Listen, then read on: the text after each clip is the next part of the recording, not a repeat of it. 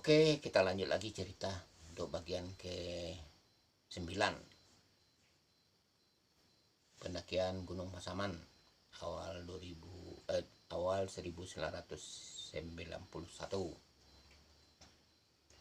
Pagi itu siap masak, sarapan pagi dan berkemas untuk melanjutkan perjalanan menuju puncak Gunung Pasaman. Jalan waktu itu masih mencari, merintis dan menebas belukar yang begitu padat. Sebagian ada agak bersih, alhamdulillah. Cuma beda medannya Talamau dengan Pasaman. Talamau ada punggungannya, jadi kiri kanannya jurang. Jadi kita ikutan punggungan itu ke atas untuk cari jalan ke puncak. Untuk Talamau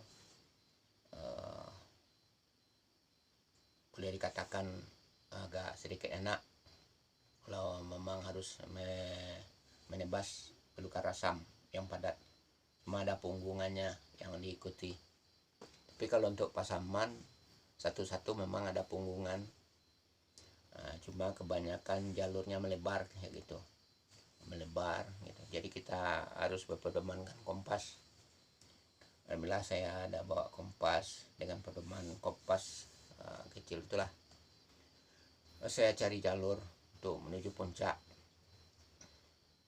Tanjakan demi tanjakan saya lewati, memang tidak sebegitu parah dibanding Gunung Talamau kalau untuk tanjakan Pasaman. Cuma Pasaman kelihatannya begitu asri dan tidak ada bekas-bekas pendaki. Menurut informasi dari masyarakat, Gunung Pasaman tidak bisa didaki katanya. Jadi belum ada dalam sejarahnya ada pendaki yang sampai ke puncak. Itu yang kebanyakan informasi yang saya dapatkan dari masyarakat sekitar maupun di daerah-daerah Pasaman lah. Jadi waktu 2,5 kilo sebelum puncak saya temukan mata air. Saya isi jerigen untuk bekal. Saya isi jerigen sebanyak-banyaknya dan saya taruh dalam ransel. Alhamdulillah siap asar saya baru saya temukan kayu-kayu sudah mulai jarang dan berlumut tebal, dan akhirnya saya temukan jenis rumput lidi. Kalau di kampung saya namanya tobi. Tobi biasanya tumbuhan tobi itu di rawa-rawa, dia bulat-bulat sebesar kelingking, panjangnya ada 2 meter lebih, paling panjang ya 2,5 meter lah. Jadi bulat-bulat. Biasanya tobi itu dianyam, bikin tikar untuk penjemuran garam oleh warga produksi yang memproduksi garam yang di pinggir pantai.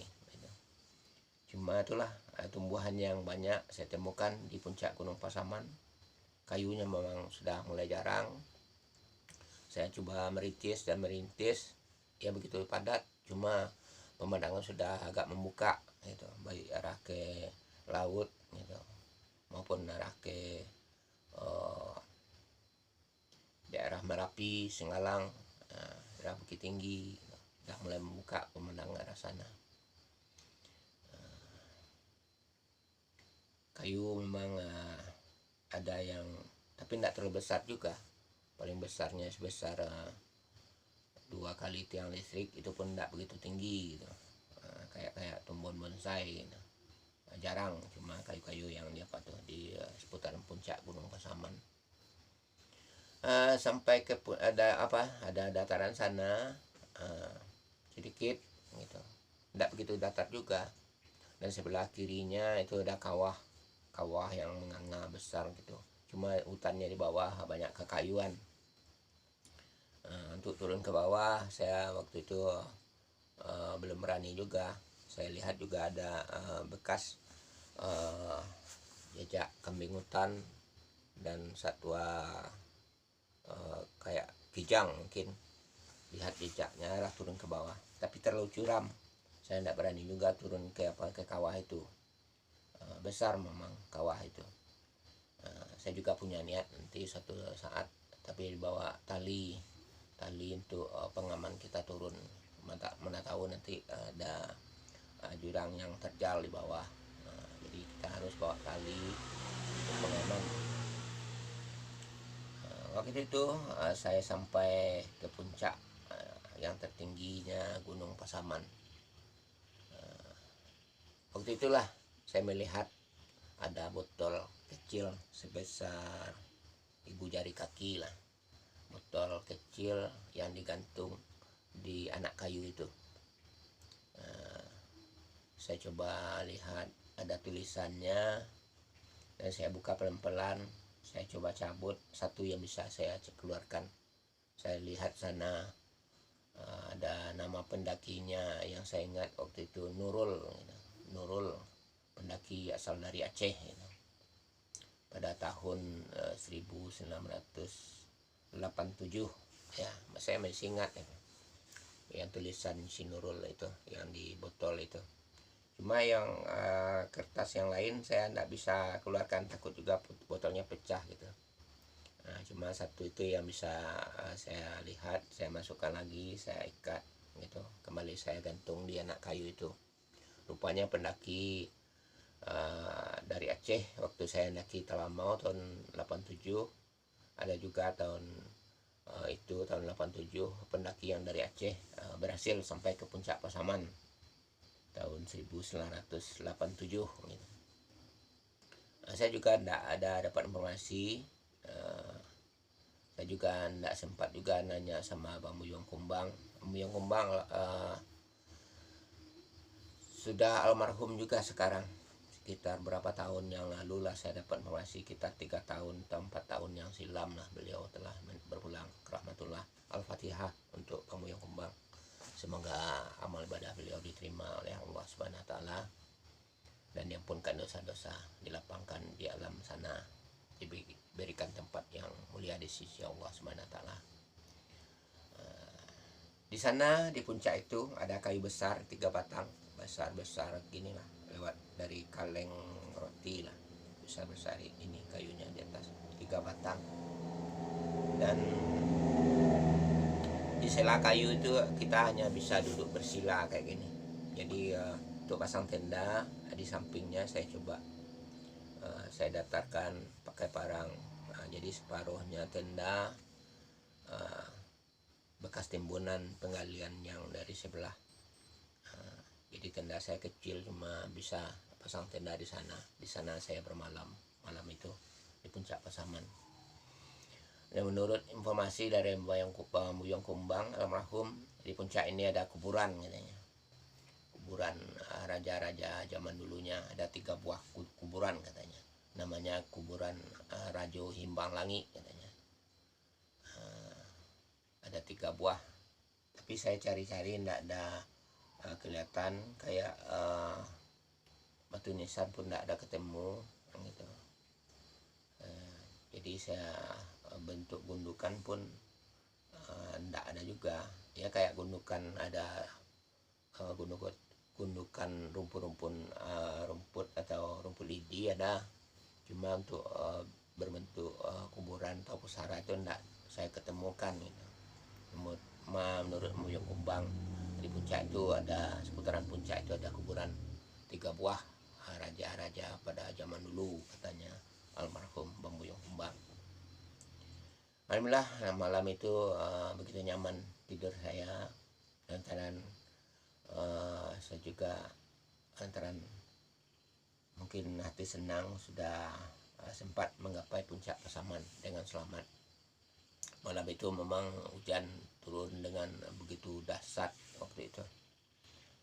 Cuma alhamdulillah saya bawa bekal, ada logistik cukup lumayan banyak.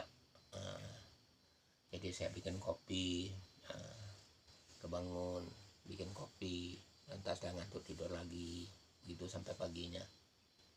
Begitu pagi saya siap-siap juga mau siap mengambil foto-foto dokumentasi. Saya juga turun ke bawah. Untuk turun memang agak begitu cepat lah.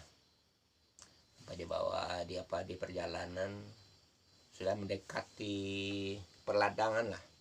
Bahkan suara deru mesin pemotong kayu senso udah kedengaran sebelah kiri di lembah sana. Nah, cuma waktu itu jalur di punggung bukit itu saya waktu itu kan kasih tanda tarambu patahan anak kayu aja. Saya lewat dipatahkan anak kayu gitu. Cuma kalau begitu rasamnya padat baru saya rintis gitu pakai parangnya. Tapi kalau hutannya agak jarang saya pakai petan jalan anak kayu itu saya patahan gitu. Nah, cuma itulah satu keajaiban juga saya temukan waktu turun. Waktu itu ada bekas kayu tumbang, satunya ke kiri, satunya ke kanan. Dan bekas tumbang itu sudah tumbuhi pula rumput anak-anak kayu gitu. Di sana masih ada patahan kayu, tanda saya turun naik dari sana. Cuma sampai di sana saya bingung.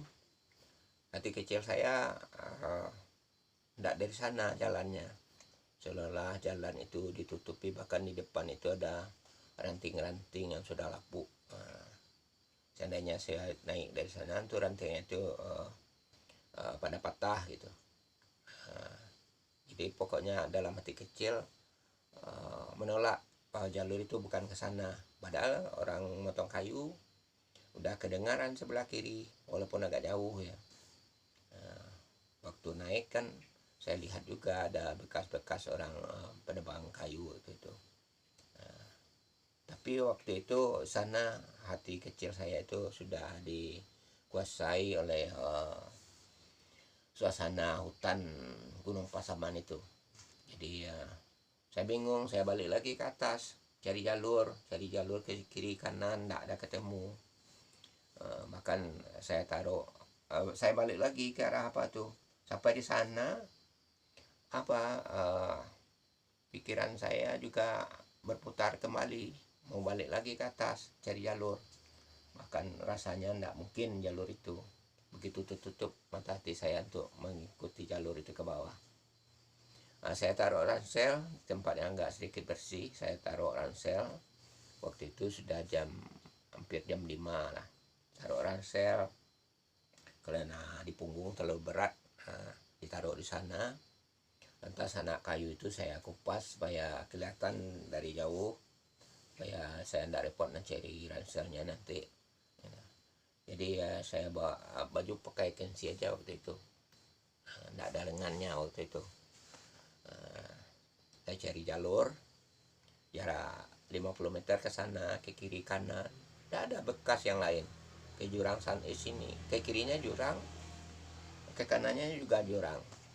Balik ke tempat tadi, tidak juga, balik lagi ke tempat ransel, cari ransel waktu itu tidak ketemu lagi. Cari ransel nggak ketemu lagi, bahkan bekas anak kayu yang saya kupas itu tidak nampak. Saya mutar-mutar cari itu tidak ada kelihatan. Bahkan cuaca suasana sudah mulai gelap waktu itu. Jadi saya putus asa. Saya bakal tidak ketemukan ransel itu lagi. Ransel itu merah warnanya, itu pun saya bikin sendiri ransel itu. Akan perlengkapan dalam sana, di dalam ransel semua, baik logistik maupun perlengkapan tenda. Udah mulai gelap waktu itu, mulai gelap. Karena saya mau cari tempat bermalam, cari urat kayu yang agak melebar dan nanti ditutupi pakai daun kayu. Masih untuk parang masih ada saya bawa gitu. Cuma pakaian dan lainnya dalam ransel semua dicari, tidak ada. Cuma waktu itu saya mau cari tempat tidur bermalam supaya jangan diserang nyamuk dan lainnya. Saya mau cari urat kayu, akar kayu yang agak melebar, kalau di bahasa kampungnya bania kayu. Jadi saya mau cari tempat tempat saya nyelinap, dan ditutupi di luarnya sama daun-daun kayu, itu rencana saya. Cuma waktu itu sudah masuk waktu maghrib, saya pun azan gitu, azan. Waktu itu saya azan, saya juga diperingatkan sama orang tua, kalau dalam hutan boleh kamu melaksanakan, kalau ngaji azan boleh, tapi jangan bergema katanya. Masalahnya kamu kan sebagai pendaki gitu, tidak boleh merusak gitu. Itu pesan dari orang tua saya, tidak boleh rusak, tidak boleh mengganggu katanya. Jadi kalau kamu azan menggema, itu pada penghuni yang berbentuk penghuni hutan itu, yang penghuninya yang kayak apalah, jin, yang bukan Islam gitu. Dia mendengar suara azan itu tubuhnya akan berlubang-lubang, seperti daun-daun yang dimakan ulat katanya. Jadi nanti dia teraniaya katanya. Jadi kamu tidak boleh azan terlalu keras, cukup kedengaran seputaran tenda gitu. Jadi tidak boleh bergema, kecuali kamu sudah dipermainkan di hutan itu, ya apa boleh buat katanya, silakan saja kata orang tua saya. Waktu itu saya azan itu memang agak sedikit keras waktu itu, lantaran saya nggak ketemukan keril gitu. Azan siap azan, ya laksanakan sholat maghrib gitu, sudah masuk waktunya. Kalau dalam hutan maghrib sudah boleh katakan agak sedikit gelap gitu, masih bisa memandang jarak-jarak 30 meter, tapi agak gelap lah, cuma bisa lihat agak 35 meter lah ke sana, ke sekeliling gitu. Alhamdulillahnya kabut nggak begitu pekat waktu itu. Siap itu saya mau bergerak, mau cari tempat bermalam siap maghrib itu. Baru berapa langkah jalan, saya lihat ransel itu ada di bawah pokok kayu yang saya kupas, anak kayu yang saya kupas itu. Saya datang ke dekat ransel itu, saya bersandar di ransel itu, sandar gitu. Lama saya bersandar. Puji syukur kehadiran Allah Subhanahu wa taala, saya telah temukan ransel lagi. Ya. Dan berarti malam itu saya akan bisa istirahat dengan tenang gitu. Kalau enggak ya terpaksa berselimut pakai daun-daun kayu jadinya. Alhamdulillah lama, agak malam baru saya pasang tenda gitu. Dan malam itu saya siap makan malam dan minum kopi. Terlalu ngantuk saya pun tertidur, walaupun kadang-kadang saya kebangun juga lantaran angin kencang gitu. Cuaca alhamdulillah lagi agak sedikit bersahabat, nggak ada hujan gitu, walaupun agak gelap gitu. Ya saya waktu itu istirahat dengan ya begitu tenang, alhamdulillah, lantaran sudah ketemukan perlengkapan baik logistik gitu. Jadi saya nggak kelapar lagi malam itu. Baik, kita istirahat sejenak, nanti kita sambung lagi kawan-kawan.